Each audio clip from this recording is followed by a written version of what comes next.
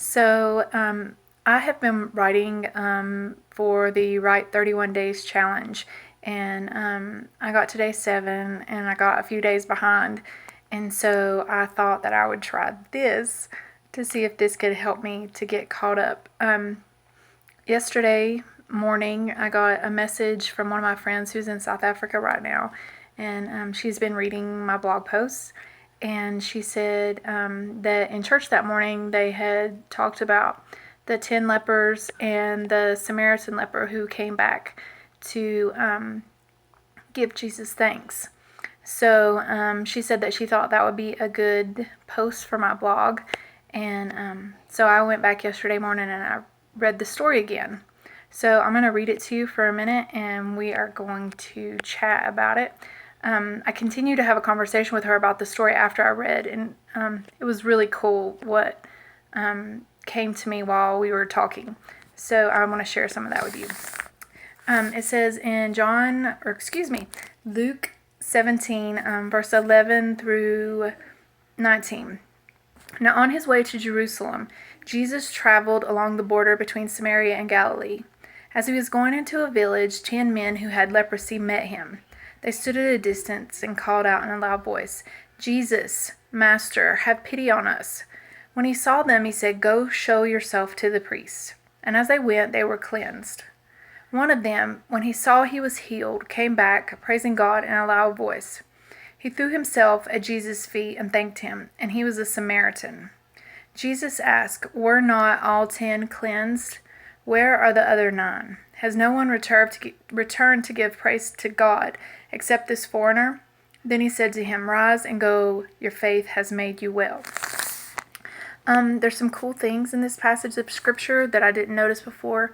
I like to look up words in the Greek, and so whenever you're reading the passage of scripture, you can kind of maybe get confused a little bit because the 9 get healed, and then it seems like Jesus says again to the man, "Your faith has made you well," after he's already been healed. And so you're like, what happened?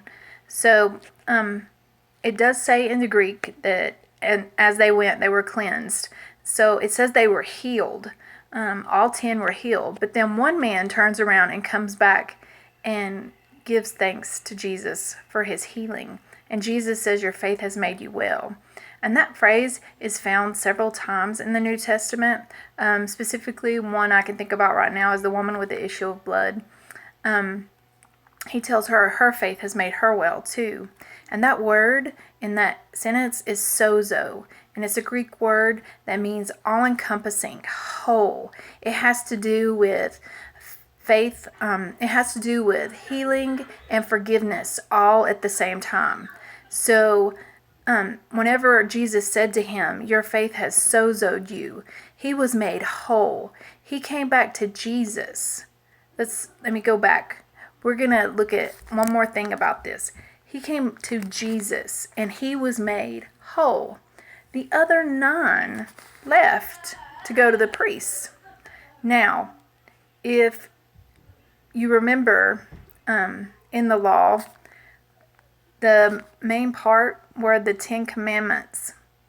There were 10 lepers in this story. I think that's interesting. But only one comes back to Jesus. He comes to Jesus and the other 10 go. Whenever I was talking to my friend about this, I was like, oh my goodness. 9 kept going towards the law. In Leviticus, it talks about, and I'm not familiar with this passage, but my friend talked to me about it. In Leviticus, it talks about the men or women, I guess, to declare yourself clean, you have to go to see the priest. And so Jesus told him to do something that would be considered still, because they were Jews, law. But then the Samaritan, who was not a Jew, came and gave thanks to Jesus. So his eyes were on grace. Their eyes were on the law. His eyes were on grace. And he was sozoed. He was made whole.